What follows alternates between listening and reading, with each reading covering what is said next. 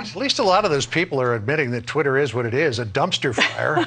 Let's bring in Arkansas Republican Senator Tom Cotton, who had his own experience with Twitter, which we will get into in just a moment, Senator. But first, let me ask you your thoughts about Elon Musk taking over the platform. Well, John, if Elon Musk follows through on his promises to stop censoring conservative views and voices across my state of Arkansas and across the whole country, I think that'll be a great thing for our country. It'll be good for Twitter, and hopefully it'll set the example for other social media sites as well. One of the most common complaints I hear about these websites across the state of Arkansas is that they know that they censor the conservative voices and views that I represent. You can see it, for instance, in what they did with the Hunter Biden laptop store in October of 2020, when the New York Post, with credible sourcing, reported on this laptop, and Twitter refused to allow it to be spread, even spread through private messages. And now even the New York Times has verified the contents of that laptop, which may be the basis of a federal indictment against Hunter Biden. That's just one of the most outrageous examples of how Twitter and other social media companies censor conservatives, and I hope that stops. Based on what Elon Musk has said thus far, it seems like he's committed to stopping it. All right, well, let's rewind the clock to your own experience. It's June of 2020. Your office gets a call from a low-level Twitter employee here in their Washington office who says if the senator does not delete a couple of tweets that he just posted, we are going to block his account. You tweeted in relation to the violence that was going on in America's streets, anarchy, rioting, and looting needs to end tonight.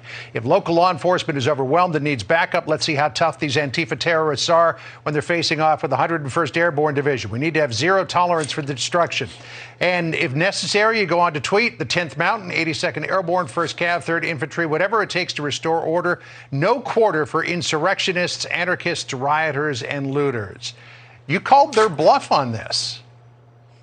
I did, John. We pointed out that although no quarter hundreds and hundreds of years ago might have meant that a conquering army left no one alive, that for almost as long, it's been a common idiom in the English language to say you're going to take a tough or hard-nosed approach. We also pointed out that numerous Democrats have used this exact phrase in recent years, and they didn't censor their accounts.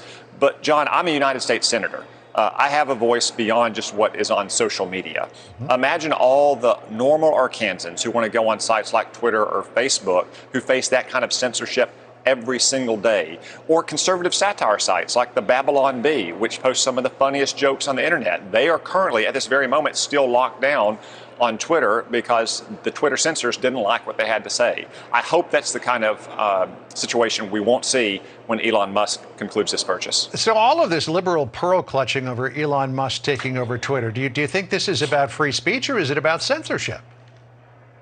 I think it's about censorship of speech they don't want to be free. You know, they're perfectly fine with rich liberals owning media companies like the Washington Post or the Atlantic Magazine or the New York Times. But, I'm not even sure Elon Musk is a conservative. He has a lot of idiosyncratic political views. But he's a libertarian more than anything. Yeah, and these days, John, if you support free speech, though, it draws the anger of liberals, and they start to target you. That's why I think they're reacting so hysterically in many cases to Elon Musk purchasing Twitter, is they don't want to have these voices on social media. They want to censor views. Anything in their mind that they don't agree with is disinformation or misinformation. That's what I hope Elon Musk puts an end to, and that's what I hope he sets an example for other companies to do as well. I read somebody this morning who suggested that some of Elon Musk's most vocal critics are probably driving Teslas. The Wall Street Journal editorial board says, hey, listen, give the guy a chance. Writing in an editorial today, does Mr. Musk realize he's walking into a hornet's nest? Will his vision work? Who knows? But it will be fascinating to watch Mr. Musk try to break Silicon Valley's culture of progressive conformity. I mean, he wants to rock the boat. And isn't that what America is all about? Yeah, John, I think we all should give Elon Musk a chance. This deal isn't even closed yet, so we don't know what kind of leadership he'll provide to this company.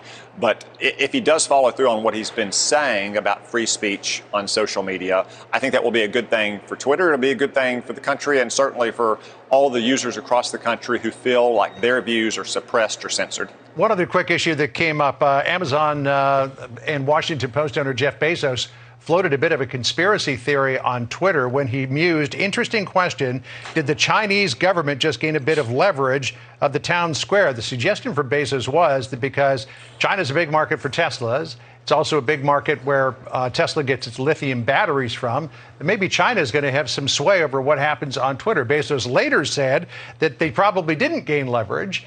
So I'm wondering what that whole thing was all about.